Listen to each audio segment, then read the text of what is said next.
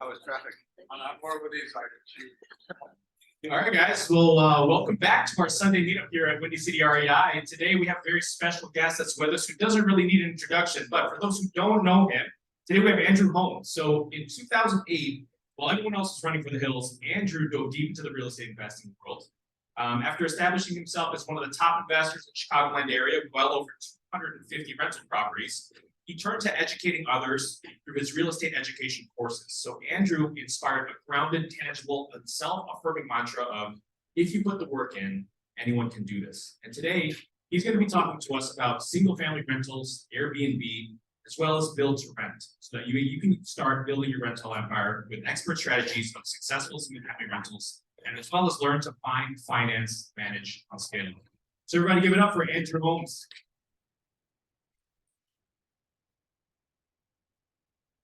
Hey guys, thank you. I didn't realize you guys do this here on a Sunday, but it turned out to be a beautiful Sunday. So just brief backgrounds. Basically, I come from the real estate agent space, right? So 2000, 19 years old. I had a Pell Grant in college, and I bought a real estate licensing course. And the goal was I want to be a successful quote-unquote real estate investor. Right, and like most people go through till 23 as a real estate agent, I struggled, and then from 23 to 32, which was in kind of 2007, 2008. So I was 32 years old, and my problem was I had worked about 10 years my ass off as a real estate agent, and I didn't have anything to show for it. Right, I didn't know the stat at the time, but I know it today. The other day we made a video, and it said, you know, the smartest people in real estate are real estate agents, real estate attorneys, title people, and loan officers. And the dumbest people are real estate agents, title agents, real estate attorneys, and loan officers. The reason they're the smartest people, they're closest to some of the best deals in real estate, and they help everybody else get rich. They're the dumbest because they just don't own it, right? And I was one of those. That I knew quote unquote everything, I just couldn't do it for myself, right? Unfortunately, by the age of 32, my challenge was that each year I was working harder and harder. So in real estate sales, every day I was doing 6 hours worth of calling, cold calling, literally 2 headsets and cold calling, expireds, cancels, so on and so forth. And what I saw at that time coming in 2008 was that 2006, 2007, 2008, every day when I would pull expired listing, canceled listings, every day the stack was larger. So I thought, so what does that tell you today as a real estate investor? That if each day the number of expireds is going up, the number of FISBOs is going up, properties are not being sold, and you have price changes, you see a storm coming. It was not just like 10 expireds, 20 expireds. Each day I was pulling 400 properties as expired listings, canceled listings. And each day that stack was getting bigger and bigger, and the pre-foreclosure numbers were going up, right? Why that is important is because while everybody's like, oh my God, prices are higher than ever, like they're not selling, right? It's not like today. Today, the market is in different dichotomy. The markets in B and C markets, they're stalled. But if you take an A market, B market, I mean, they are on fire. Right? They've raised the rates up 6.5%, yet people are willing to pay twice as much on their mortgages. Why? Because they have more money. People who have money, they have more money than ever before, right? And so at that time, what I thought was an opportunity to get into flipping. I'd always wanted to, and because I thought at the time, which was the same thought process, was I'm running on a treadmill. I don't like the treadmill I'm on, because even though I make a lot of money, my biggest fear was every year, how do I repeat this over and over? So if I made $304,000 last year, am I going to be able to do it this year again? Am I going to be able to do it this year again? And so I was done with kind of like everybody else. I'd listen to Tony Robbins and this and that, all kinds of motivation. And I was so goddamn motivated, I couldn't go to sleep, right? I mean, I go to sleep 4 or 5 o'clock in the morning, wake up late, then have a shitty day because now I'm pissed off that I woke up late. I mean, you know, different, and especially with there's too many ideas, right, in your head, it messes with you. right? And I see that happening to a lot of real estate investors. That was kind of the start in 2008. Idea being at the time, I'm only making $4,500 in commission per deal. And if I close 50 deals, I'm going to net out X amount of deals, right? As a real estate agent. Then I was, well, if I can only do flips, I'm going to make 30,000. I made this shit up completely, right? I had never gone to a course or anything, but I just made this up. And at that time, the idea was like with even real estate sales, I was trained by a guy by the name of Mike Ferry. Some of you, if you guys are real estate, very numbers driven type of approach, right? No mailings, no spending money, just you kind of grind it out, right? Every day. And so the deal was you're going to flip houses or sell houses in the median price ranges. Don't go very high, don't go very low, just in the middle, sell houses, right? So 2008, 9, and 10, that worked. So in 2008, I bought 16 houses, sold 10, meaning closed 10, right, on flips. So next year was, well, let me double down.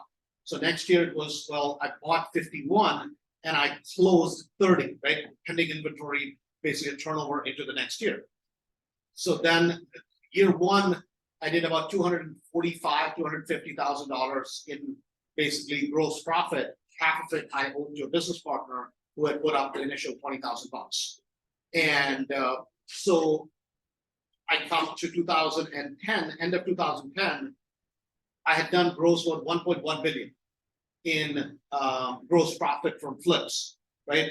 But to close 60 flips, I bought close to 96 houses, right? I mean, every day the routine was go to Menards first thing in the morning, pull the receipts from the day before, all the material that was purchased, right? Take all of those, go back to the office, and to keep a track of that many properties, I was losing money, I just didn't know it yet, right? Because on some of them that I was making money, I would do the numbers. The one I was losing money, of course, I'm not going to open that up, right, with all the receipts, right? I mean, we've all been through this if you've been in real estate for long enough. The problem I had was this, and that's kind of led me to the next journey, was at the end of 2010, even with 1.1 million coming in, $270,000 in taxes that I paid that year, the challenge was if I looked at my net bottom line, that was I better off being a real estate agent or was I better off being a flipper? And and I've said this many times, that is that everybody on the outside was, man, you're killing it. And I was not killing anything, I was killing myself. Right? I was not, I mean, that was the truth. Because after you take 1.1 million, you divide it in half. I gave it to a partner who was a non-working partner, but that was RD. Because I took his $20,000 from the beginning, from initially as an investment. And if I looked at the amount of debt I had incurred, because I was not taking any money out from real estate, right? I'm putting every penny back into it. The taxes that I had not paid, right? The credit cards that I had accumulated, living off of them for 2 or 3 years, I was literally worse off flipping properties than I was being a real estate agent. And it was a very hard truth to kind of admit to it, right? And so I was like, no, this ain't working. Because now I'm more depressed than I was before, right? Because as an agent, basement got water. Tell the client is going to bitch, what's going to happen, right? Maybe you lose the listing. When it's your property and it's mine is Jesus outside, now it's your ass, right? And so I was like, this is not going to work. So I'm going to do flips, because here's what I realized when I looked at the first 100 flips, 10 first year, 30 next year, 60 the next year by 2010, 33 flips made over 47,000. 66 flips made less than 13,000 per flip. Meaning a bunch of them also lost money, right? If you do the math. So the question was, why was I doing this many flips? It certainly wasn't because they were that productive, right? But yet it's very tough when you're in the midst of it, right? Let's say when you're in the picture, you can't see the frame. And that was kind of my struggle at the time. So at that point, I started buying rental properties. And the idea was simple. At the time, there was no concept for a BRRRR, obviously. So my deal was, hey, if I could buy a property, rehab it, refinance it, how do I do that, right? Commercial loans weren't available at the time. So, but I was like, if I could make $3,000 net cash flow, so 500 per door, after I buy it, rehab it, refinance it, and this is in the suburbs at the time. Because that's all I knew, kind of Hoffman Estates, Hanover Park, Streamwood, Glendale Heights, that was the area I was operating in. And it was like, man, can I get to 3,000, then maybe one day get to 5,000. If I can get there, I'm golden, because at least have 50, 60,000 coming in. And my biggest fear with real estate was, what if I don't have deals tomorrow? That was really my scare. That was the biggest thing I was scared of, right? That where is the paycheck going to come from tomorrow?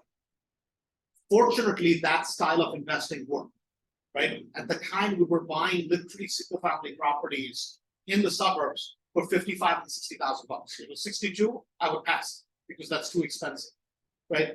And a lot of times people think, oh my God, I wish we were in Seattle. I wish we were in California. I wish we were in Florida. But if you look at Chicago real estate, bread and butter of real estate, right? A lot of the areas I missed. I wish I knew the city at that time. Well, Tri-Taylor area, you could buy condos for 25, 30, 40, 50,000 bucks. If you go back and look, I mean, I was an idiot. People suggested that to me, but I didn't know. I was scared. I was, man, city of Chicago, no way, right? I know the suburbs. I'm going to stick to the suburbs. But yet, some of those properties that were bought at that time, today, properties that were bought for $60,000, you still own them. They were 300,000 bucks. It's amazing. Berwyn properties, we're just talking 2 or 3 flats.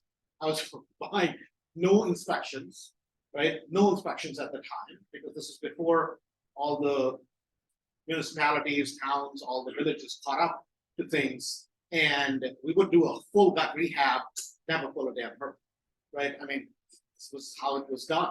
It was an interesting set of times, but literally 3 flats in Berwyn at the time that I bought for 120, 130. Still today we own them.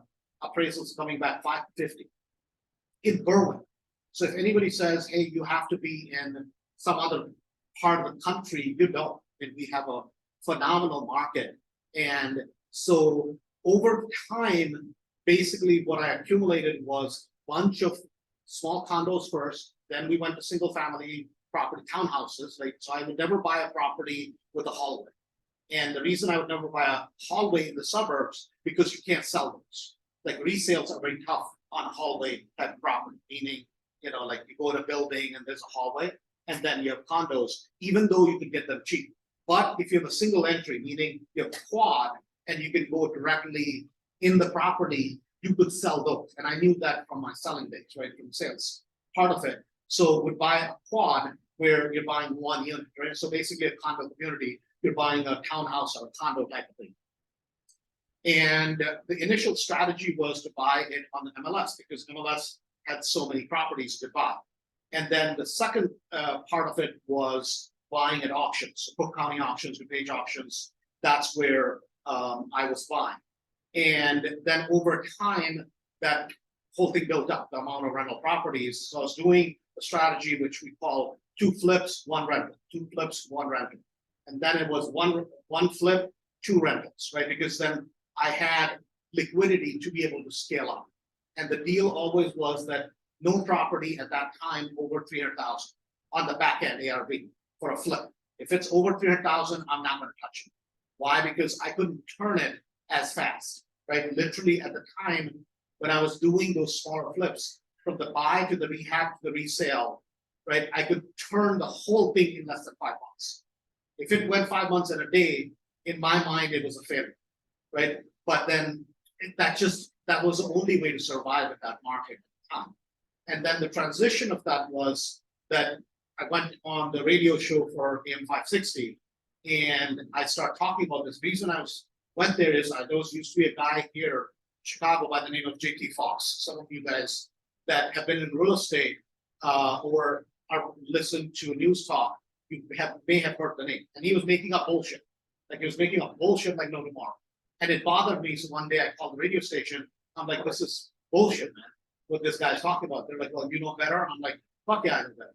Because I don't, I mean, I'm a real estate guy. I don't bullshit when it comes to real estate. And this guy is a complete scam artist. They're like, oh, no. I'm like, well, I'm telling you, right? Finally, they ended up kicking him off the thing but that was my kind of introduction to the whole radio thing. And at the time, I didn't know what to do with excess properties. I came to real estate as a real estate agent, so I had never done a wholesale in my life. So if I had extra properties, either I would kill the contracts or whatever few people I knew, I would just give it to them. I mean, I would just give them the property, and I would convince them why they should buy the property because they're like, oh, it's going to work. I mean, the biggest idiot is me, right? I mean, I literally gave close to 120, 130 properties at that time, and I'm convincing them that you can buy it, rehab it, refinance it. You're not going to have a penny in. You make $500, $600, $700 a month net after expenses. People are like, it was going to work. I'm like, dude, I'm doing this.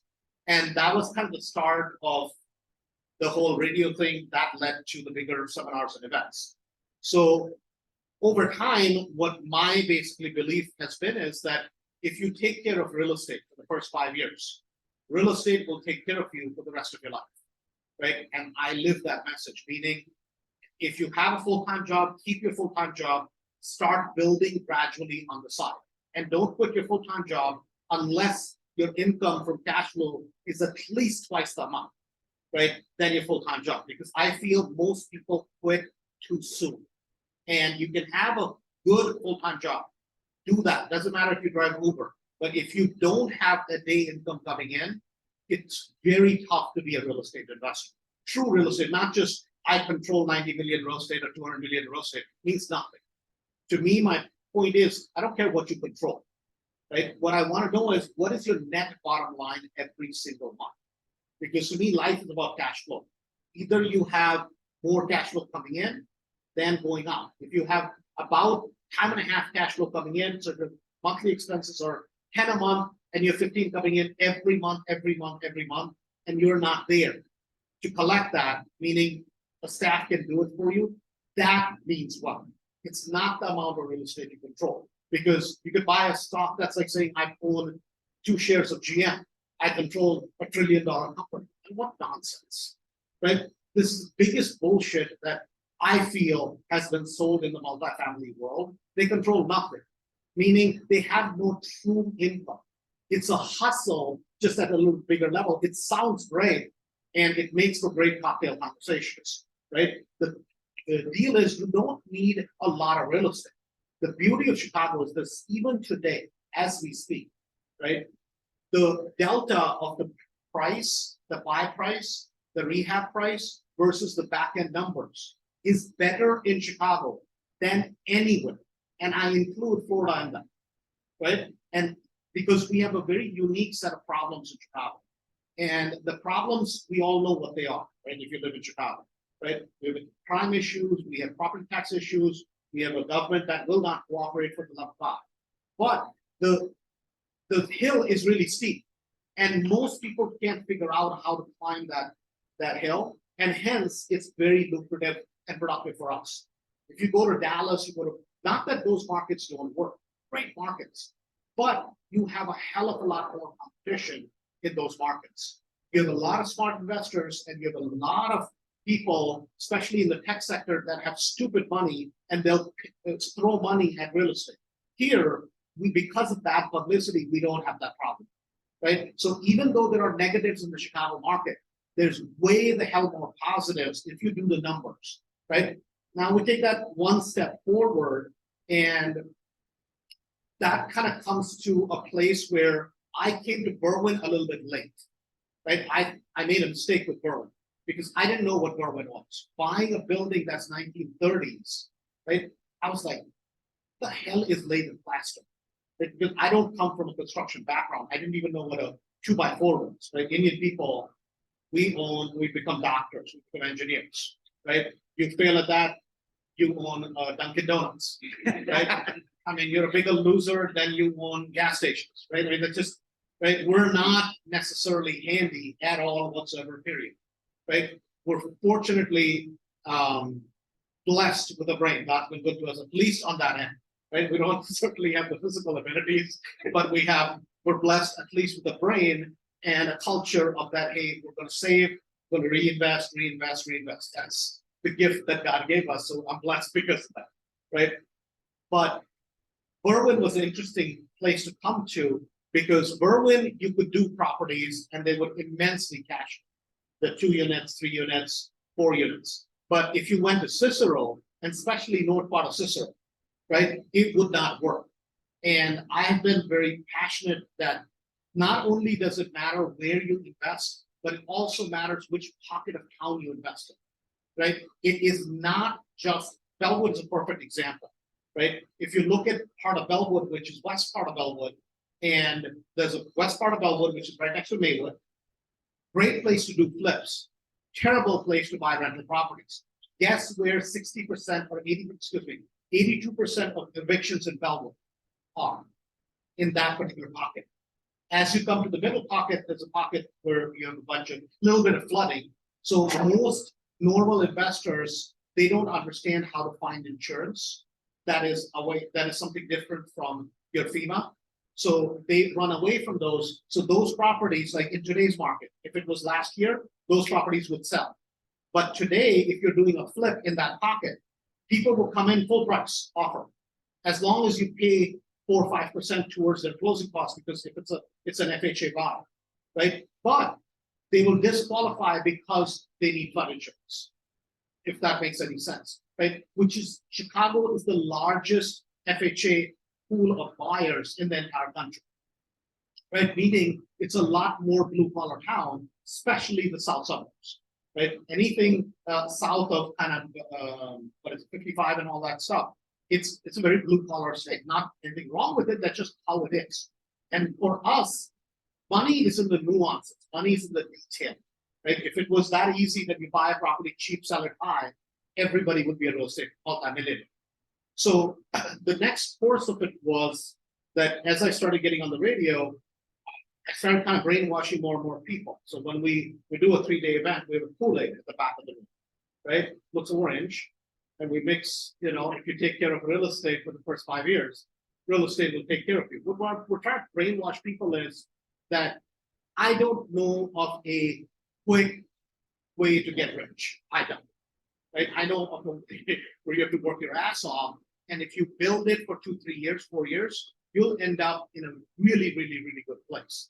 But if there is a, you know, easy, simple, honest, moral, ethical way that you can be rich tomorrow, please, I'll sign up, right? The problem is it doesn't exist. That if you're gonna build wealth for the long term, it's gonna take some time. But sometime I'm talking about 2 to 5 years. And I don't think that's a lot.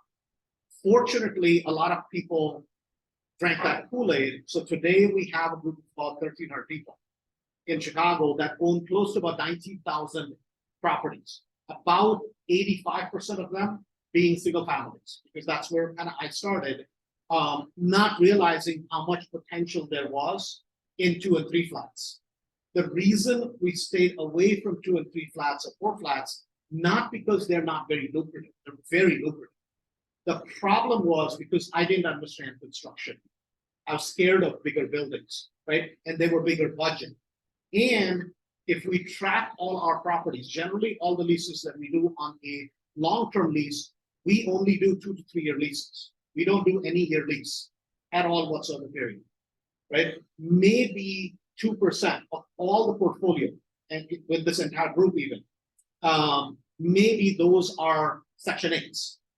And there you can't do a 2 or 3 year lease, but those tenants don't move because a lot of you guys, if you're investing in real estate, you understand how tough the process is of moving with the Section 8, right? So generally, my belief is that what kills landlords is not necessarily the, you know, keep raising rents every year. What kills landlords is when there's turnover. Each time somebody exits your building, that costs you way more than the amount of money you can raise on rent if you do the math. So generally, we want people to stay in our properties a minimum of 5.2 years, right? Even for a single family property. So generally, we have anywhere from 5.2 to 6.5 years where people do not turn over because that's what we're looking for. So if somebody's an 800 score versus somebody's a 650, but the 650 guy is going to sign a 2 or 3 year lease, we're going to go with the guy with 650. Because why? Stability. The guy with the 800 score, in 1 year, he's going to buy a house. You don't, right? So we want good long-term stability, and the basic business was built on, especially with single families, was 3 bedroom, 1 bath, no basements.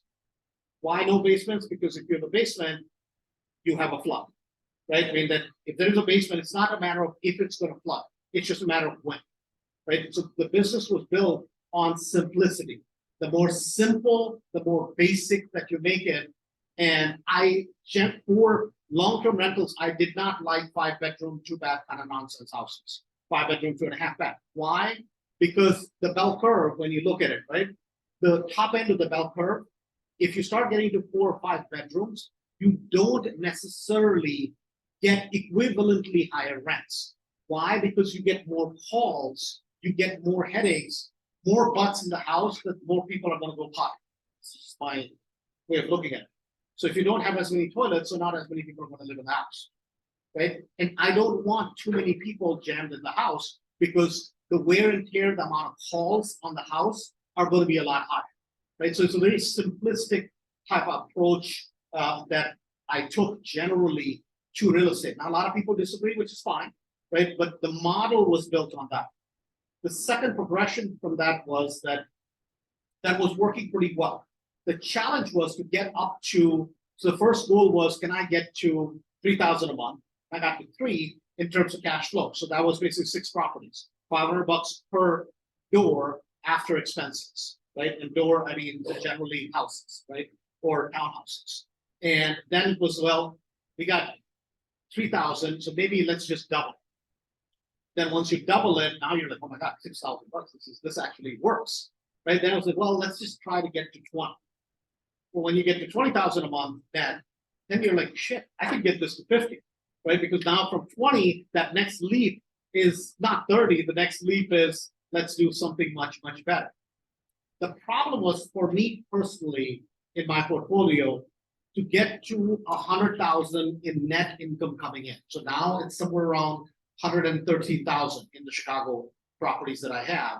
Net income out of the 200 some properties, I paid off 49 of them completely, right? I didn't take the cash flow and go play with it. I either paid them down or I took the excess cash flow and bought more properties. So my philosophy has been is that any cash flow that comes in from rentals, I'm not going to use it for personal purposes. If I want to buy a car, if I want to do something stupid, I have the ability to do something stupid, but that's got to come from earned income. That cannot come from the rental income that I produce.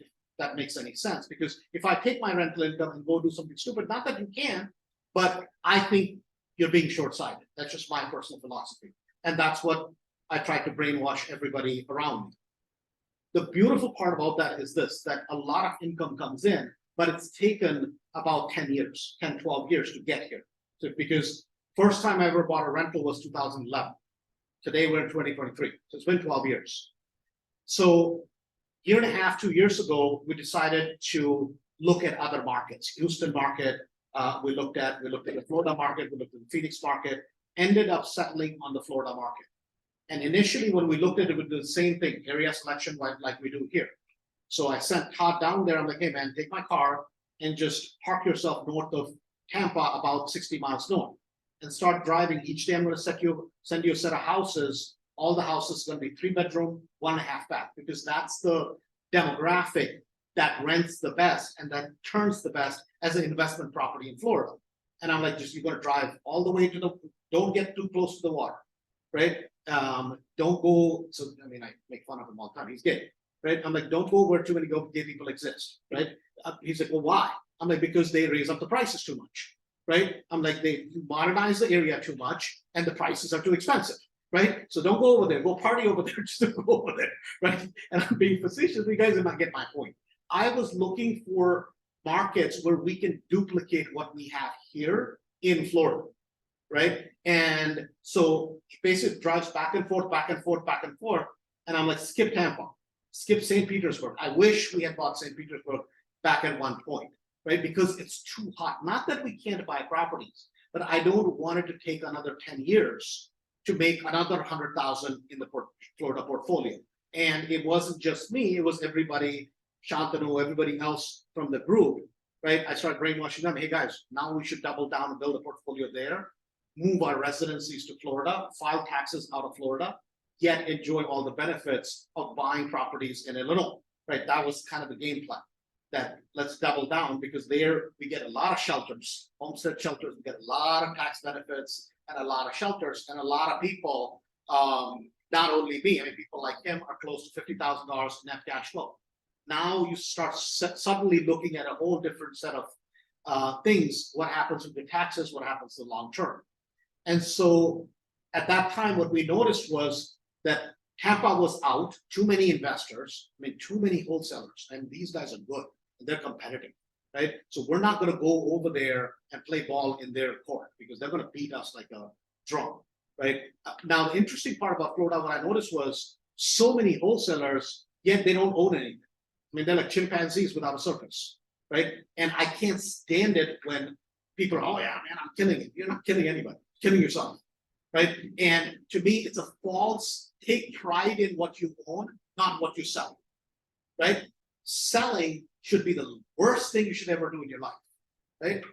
Wealthy people don't sell shit, they own shit, right? If you look at anybody who has accumulated wealth over a period of time. Yet, interestingly, as we skipped Sarasota, because Sarasota just unbelievably hot, we found a pocket north of Fort Myers, which is called Charlotte County. Every piece of land is developed, every single piece.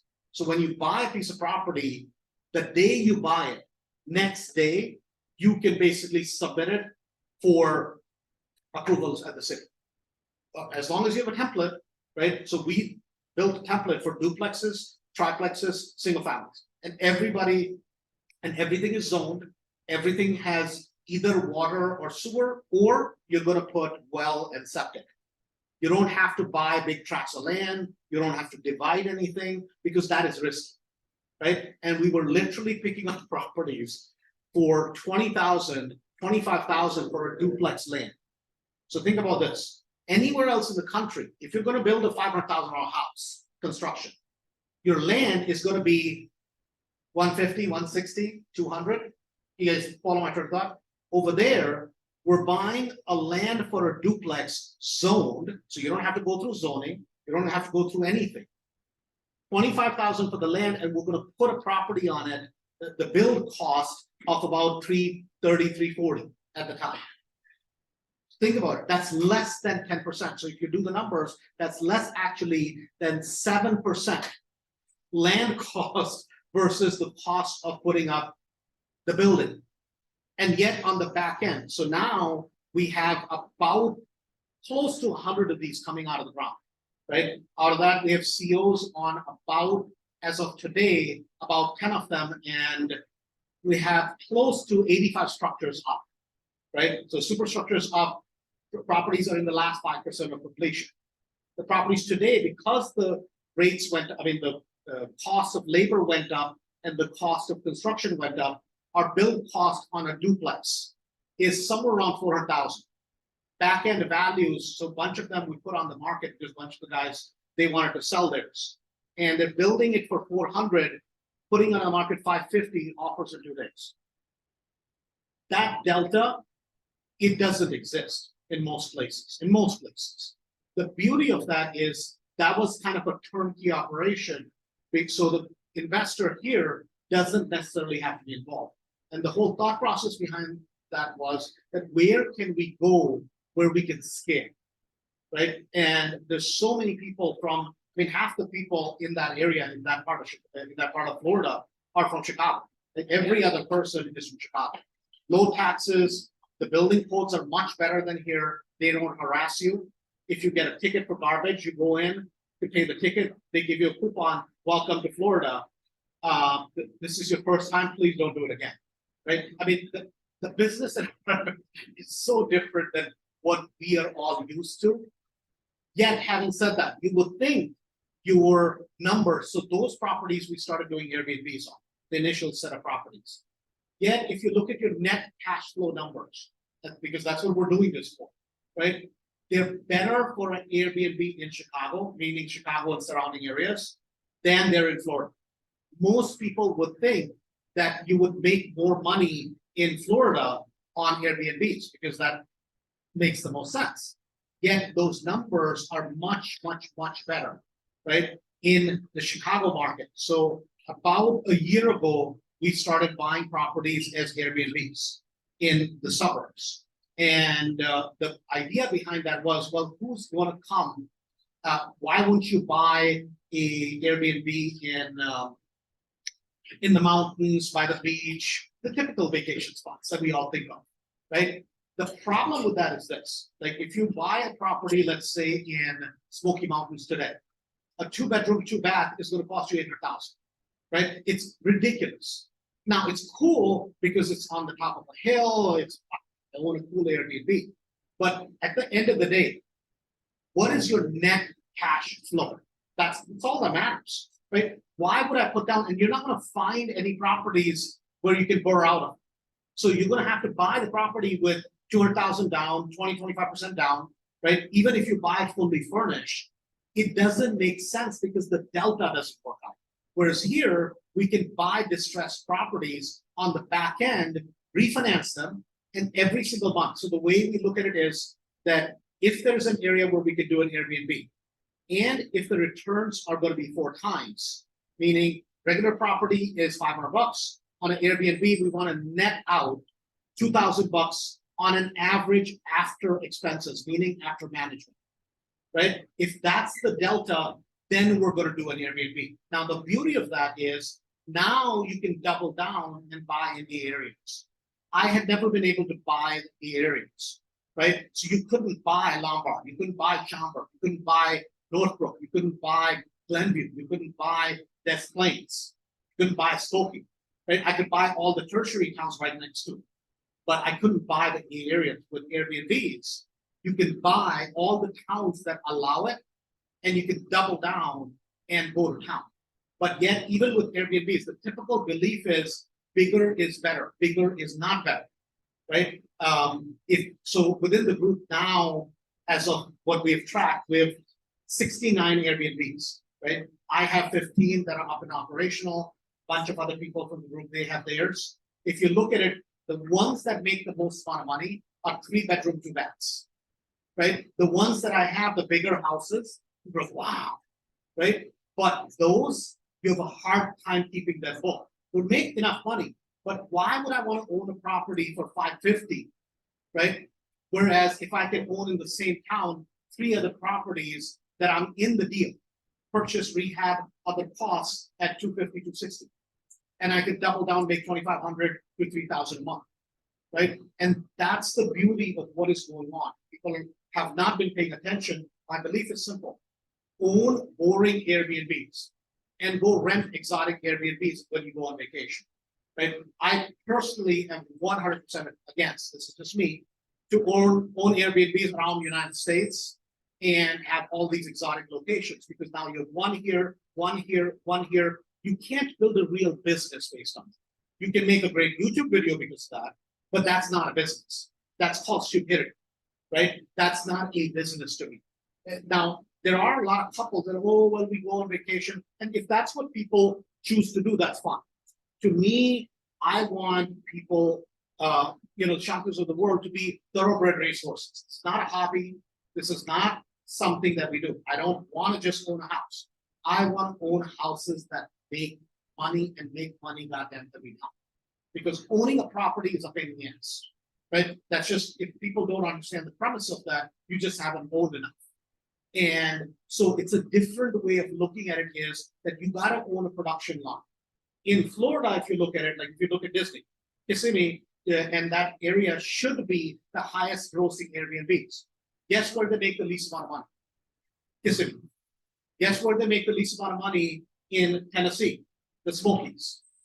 Why? Because on a $1.2 million house, you barely make $1,100 to $1,200 net for the month. Here in Chicago, on a $200,000 house, we make $2,500 a month every single time. On the $200,000 house, you have nothing in the deal. On a house, 1.1 million in the Smoky Mountains, beautiful house. The problem is, what is your net, right? And so this is a little bit different way of looking at real estate. I'm not sure whether it's right or wrong. It happens to be incredibly lucrative. So, Anything else? I guess in your experience, I'll start with the first question. Your experience, so you guys have been setting up Airbnbs for your side and your suburbs and stuff like that. So what type of clientele are you finding that are actually renting it? 99% clients that are coming are people that are somebody sick in town. I'm visiting my parents. I'm working, building a Panera, so they'll have 4 guys that come and rent over there. And when we talk about Airbnbs, it's a good question. So they break down as such, right? You have the Airbnbs and you have midterm rentals. So midterm rentals, anything 30 days or up, it's a midterm rental, right? Midterm rentals, to me, if you learn how to run the midterm rentals well, I will take midterm rentals every time over Airbnbs, right? The towns like them, the villages have no restrictions, the neighbors like you more, right? You get long-term stable families, right? I mean, literally what we're seeing is that people are coming and in A suburbs, they'll rent, like Barrington is a perfect example, I'll give you this. So Barrington took somebody to court, Barrington Lakes did. You can't do Airbnb. They fought it, blah, blah. Now there's a case law in Barrington that, hey, you're screwed. But if you're doing a midterm, like first month, I had trouble getting it rented out. But it's in the old part of Barrington, right downtown, right? June, July, August, September, October. Now we're looking for somebody for October, right? Completely rented, $5,500 a month. 3-bedroom, 1-bath. I mean, the property is completely rehabbed. So nice, cute little property, but nothing fancy, right? Just a basic property, $5,500 a month. My all-in cost is $250. So if you even at today's rates, what are your mortgage going to be? $2,200, right? So even if you take out 15% management fee on that, then you're netting out $2,200. I mean, that's a gold, right? That's an absolute gold mine. And the beauty is people stay there, and these are people middle of Barrington, right? I mean, they're more building than I am, and I'm not that excited. I mean, it's just that these are not people that are coming there to party, to do anything. Perfect example of that is, so we have Guy and his wife from Mass Street. This was the idea of suggesting to them that by O'Hare, Skokie over there, there's something called a hot pad. Some of you guys may know, actually not a hot pad, sorry. Crash pad. Hot pad is for homeless people, but crash pad, right?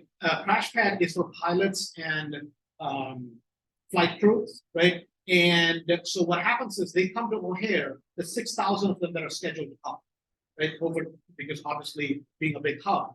And so this couple, this is their second one. And they bought a property, 4-unit building, paid $760 for it, right? So it's an expensive building, but it's a beautiful building. They're living in the smallest unit, and they have the other 3 rented out. Each of those units is 3 bedrooms each, 3, 3, 1. So they're living in the 1, right? Because all the mechanicals are in the back, right, of the 1 bedroom. And the 3, they have 2 bunk beds in each bedroom. So imagine that in a 3-bedroom on 1 floor, right? That's 1, 2, 3, 4 times 3. How many people does that accommodate?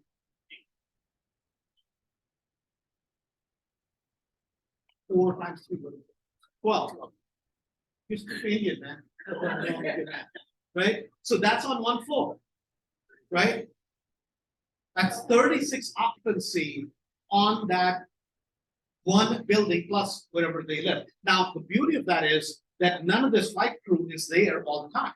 They're in and out because they're all coming in and out on shifts. So if they're in San Francisco, 2 days they're gone, right? So all they're doing is renting a bed for 4 months, right? If you look at the occupancy level in that, it's busier than any hotel you can even, and none of them can drink booze because it's 8 hours before flying, right? You can't drink. I mean, you'll lose your job in a heartbeat. So what my point being is that it's a basic strategy. Yet you can double down and buy properties right on top of here, right? And may not be the best properties. You can buy properties on busy streets. As long as they have good transportation to O'Hare and back, some sort of either a that train that runs or one of the buses or whatever the case may be. I mean, you can own buildings that are phenomenal. That's another Airbnb. It's just a different style of it, right? And these are people that you'll never get complaints from the neighbors because their jobs are dependent on being here. And 4 months. And the beauty is the next set of tenants, they find it for you because one of their mates that is new, they're like, hey, I'm based out of Chicago for the next 4 months. Where do I go? Go. Right. And it's a phenomenon. And you'll see those that if you do some research on that, bunch of these that are owned, they're all either owned by pilots or stewardesses, right? Because they understand that business and it's not, and there are some people who do what's called a hotbed versus a cold bed, right? So a hotbed would be where they're renting the bed by the hour. So they're going to be here sleeping for 8 hours. Now, probably you don't want to get into that whole headache. Now you have to time who's there sleeping on that bed in that particular thing. I mean, this is like a hooker hotel, you know, probably you don't want to go to that extreme. But yet the point being is the revenue that can be generated with a model like that is unimaginable.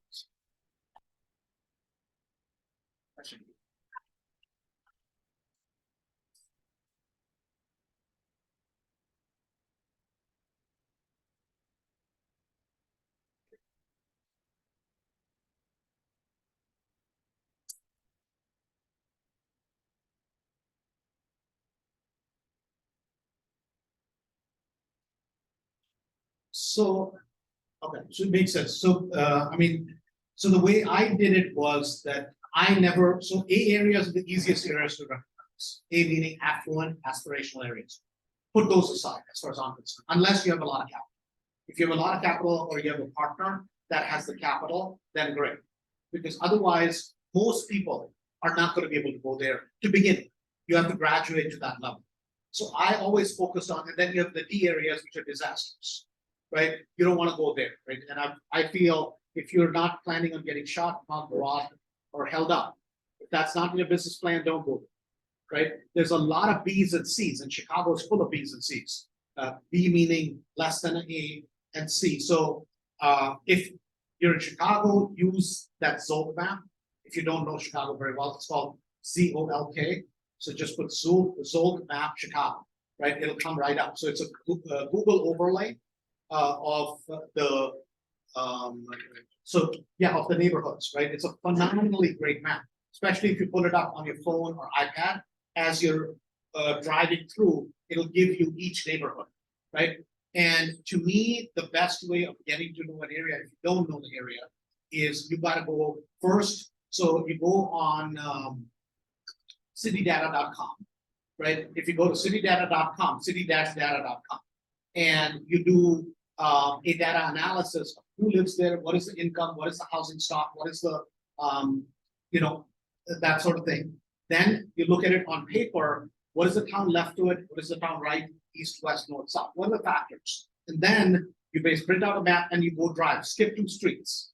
Every 2 streets going west, east or west, and skip 2 streets going north or south, right? And it's easy with Zillow. You put the addresses and the price ranges of properties sold, and you don't have to go there.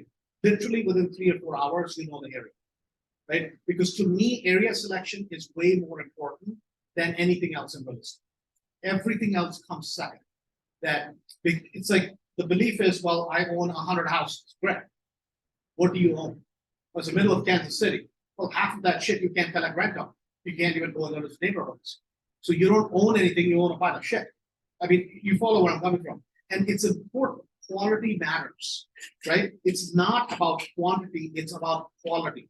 10 good houses will make you a lot of income, but they need to be 10 basic bread and butter quality houses. It is not the quantity. Unfortunately, today, quantity sounds a lot bigger, right? So the first thing I would do is area analysis. So it doesn't matter what pocket of town you're going to invest in. I would take, if you're going to do, say, south suburbs, right? Because south suburbs have nothing to do with the city. It's a lot more difficult to understand nuances in the city than it is to understand the suburbs. Suburbs are easier to understand, right? So, perfect example of that would be is if you look at, say, Oak Lawn in South, that would be considered an A. Alsip would be considered a B, right? Hazel Crest would have been a C plus before last year, before they changed the rules for rentals. Now it's a C minus, right? Dalton was a C minus, went up to a B minus. Now it's back to C minus because of the amount of inventory that's sitting. And that has purely to do with interest rates. And like same thing, South Holland would have been a high B plus, right? Solid market was the #1 market for flips. Today, if you look at it, it is held to qualify for properties in South Holland. Why? FHA market, 99%, right? Everybody's going to buy FHA. So if you have a property in South Holland, you're going to sell the same house 3 times. If you have the same property in Bellwood, typically in one shot it's done, right? And those nuances have to be understood, right? Because otherwise, last year you're like, oh my God, I was making so much money. This year I'm getting killed. Is because you don't have the demographic of the buyer in South Holland is not as strong as it is in Bellwood, right? So, but Maywood, I would skip, right? Because Maywood is just a nightmare.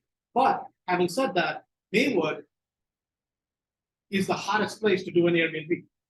Now, I'm not going there, but just saying, right? That these nuances have to be understood, and that's genuinely based on detailed study more than anything else. Going to as far as the money. So the first property I did, I took a $20,000 loan on a home equity loan, my house. I had a friend of mine, he gave me $20,000. I took the 20, put that down for hard money as down payment, and did the first property. Then there were a bunch of people that were watching. They're like, hey man, maybe we'll throw in some money. It's like with friends, it's always that way, that they want to watch you. Okay, you didn't bomb, then maybe we'll throw in, right? I mean, after that, literally for the next 30, 40 properties, the way I built it at that time, we didn't have Chicago REI, any of this. So all the people that were around or I sold real estate to, I would basically borrow money from them. And I was too scared at the time because I didn't know how to borrow money. So they knew I was doing flips or blah, blah. And they're like, oh, we've thought about doing it. So what I would do is, I'm like, hey, Susan, I'm going out to look at a bunch of properties. Do you want to come? Because I didn't want for me to say, hey, do you want to invest money? And then her say no. My ego is so fragile, I would be like, want to kill myself, right? Today, it wouldn't bother me, least, right? But at the time, I had no self-confidence. So I would just take the person along, right? And people would automatically, oh, I have like $50,000. What do I do? I'm like, well, I mean, I couldn't even, such chicken shit that I couldn't even get to the point, right? That, hey, man, let's go for it. But it would just genuinely get them excited looking at properties. And they eventually would be like, okay, I can put in the money. So biggest problem I created for myself, and based on low self-esteem and not having self-worth, was I gave everybody 50-50 partnerships, like literally. I would borrow a third of the money from, say, you, right? I needed, say, $100,000. I have 33. My other friend has 33 that we made from the last property. And then another person has 33. So I would find the property, I would get the rehab done, I would sell the property, I would get no commission, and give you 33% in returns. Stupid. Now thinking about it, I didn't know any better. I just did, but I was either smart enough or dumb enough to just do so many of those that eventually I was like, hey man, this is bullshit. I'm doing all the work. I'm not getting a commission out of it because they never said anything. Right? A bunch of them were like, hey, are you sure you want to pay us? I'm like, yeah, man, I'm grateful for you guys. And there were a few people that turned me down. They're like, we'll give you loans, but I think you're dumb to give away this much in profits because it was too good to be true. And they were business people and they realized what I was doing was not sustainable. Right? And so today, just because of something like this, if you have properties, sure, there's a lot of people that would love to participate. Right? And a lot of times I think you should partner with people rather than even try to borrow money. But partner with people always who have more money than you. Don't partner with what happens, and we see this all the time. Somebody will come in, they have no money, they're broke. They'll find another person who's equally broke. Oh my God, we're going to be best of friends. Right? And there's a reason. When we're starting out, we all feel insecure. All of us are that. So we feel the best of partnering with somebody that's just like us. The problem is that, I mean, if you're going to get thrown in the ocean, You don't want somebody who can't swim. You want Michael Phelps. Grab onto him because he's not going to drown and he's not going to let you drown, right? But we have a tendency to find our best little friend who's just as dumbass and broke, and just as new. And that's because we do it out of comfort. Like all of us do it to a certain extent. So I think the best thing to do is there is a lot of people today that have cash. They don't want to do the work because time is what they don't have, right? And so you partner with them, you do the work, then you don't have to make payments and you split the profits. And they love that because they love the idea. Oh my God, profits are always going to be high. So even if, as long as you do right by them, every property does not have to make money. It's a misbelief that every property has to make money. Good people will stick with it. And they'll find friends and friends and friends that have money. And people who have the most amount of money speak the least. People who have nothing, right? They're the ones who talk the most. This is just, we see this in mastery, but the secret to building real estate is private.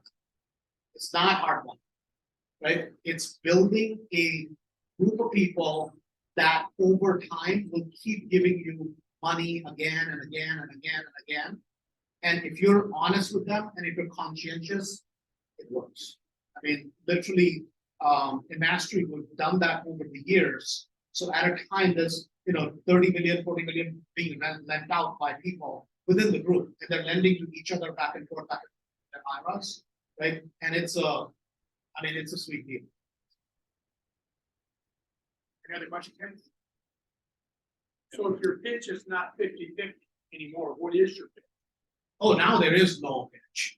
I don't How need much the are you money. paying for the private equity? For private money, if we're borrowing within mastery, we're paying generally. So the rules are 2 points upfront, right? At the time that it comes from obviously from the loan, and that's purchase and rehab money, 100% financing, and 1% a month, 6-month loans. So it's for new investors. What that does is that helps them get started. People who have never done a deal, but the deal has to be solid. It can't be, oh, I'm going to do a 3-unit building and I'm going to dig out the basement. Good luck. Go to a big lender, hard money lender, go do it on your dime. So are you using any hard money lenders? I'm using, yeah. So who are your go-to hard money lenders? So we put together for the entire group what we have, we put together a company called National RE Funding. And we have about 12 conduit lenders, the big lenders in the space. So what happens is this, like if you go to certain lenders, they have certain programs that are better than others, right? And so like, I'll give you guys an example. Like for new construction, we go to a company called Fund That Flip. Right? Some of you guys maybe know about, right? They were willing to do loans in Florida for us, right? Even for new investors, like at the time, say somebody like Shantanu, right? He had never done new construction. Nobody is going to do for a brand new construction ground up. Nobody's going to do a loan for somebody in that market, right? But because it was, so when I called them, they're like, hey, we'll do 70 for you. I'm like, no, it's not just for me. It's for, we have a group of people that I want you to do the loans for. So I'm like, I'll give you 400 loans, but I need you to do loans for everybody. And so the requirement we put was they have to have 6 rentals minimum. They have to have minimum of 2 years of experience, and they have to have 100,000 in the bank to do 2 properties.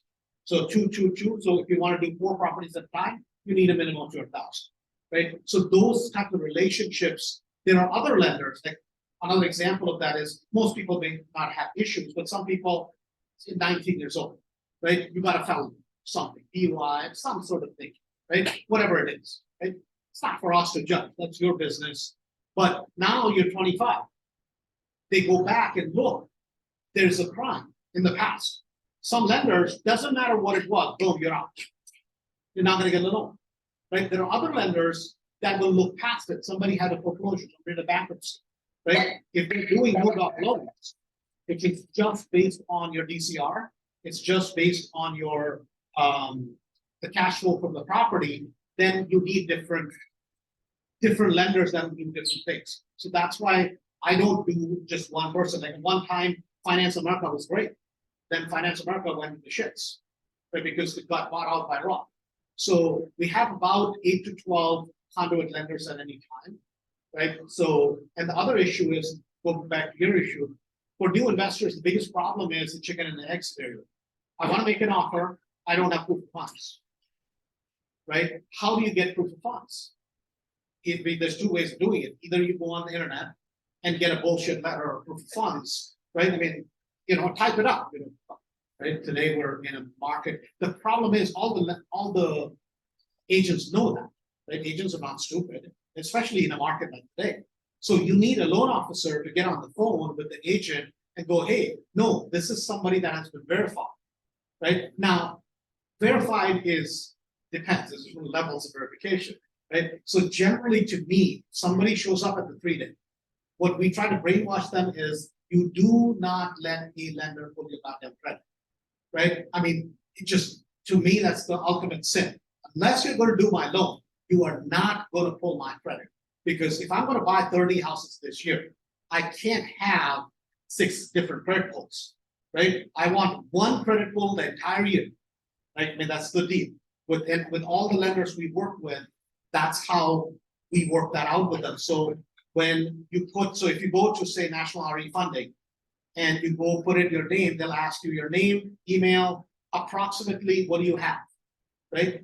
And then you'll get a call from them and they'll say, okay, well, if somebody calls, right, here's proof of funds for 250. We'll verify based on the information you have given, right? Because that's all we can base it on. You'll qualify for 250. Now, if you just completely made up the information, there's nothing anybody can do. You guys all get that, right? So, but as long as if there's any dings or bats or something, that can be handled. It's no big deal. So that helps a lot whenever you make offers. And then that's not based on the credit. That's just based on information you gave.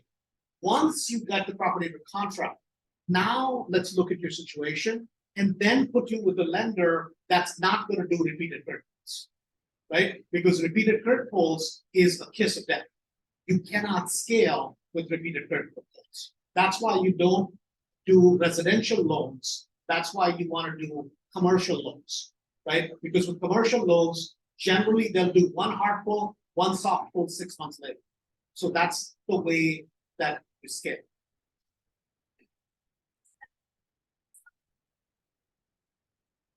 No, it doesn't.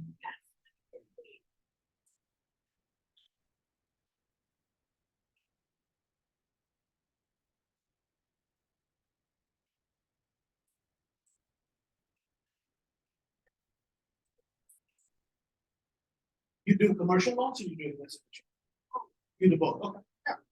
So, but the challenge, what happens is this, that with a lot of people, like there are different lenders are going to have different guidelines, right? Some lenders say, okay, we'll do for refinance properties. Like we have a lender, refinance properties, he needs to do a hard pull every 4 months, right? So typically, if I'm doing my personal loans, right, then I'll try to jam through 8 properties in 4 months on refunds.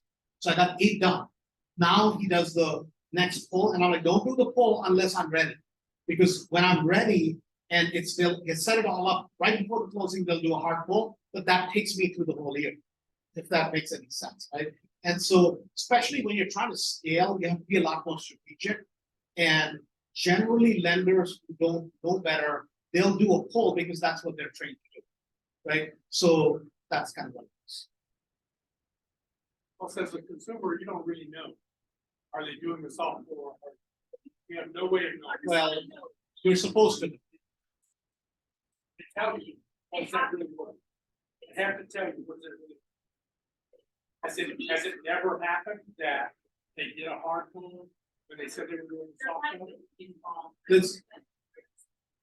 No. That, and there's so if you go to my FICO score, right? What you can do is, because throughout your month, your credit obviously varies, right? Depending on the balances, that. And so you want to obviously do the pull on the day it shows the highest, right? That's the day you pull it. And also, if somebody does a hard pull, so I'll give you guys an example.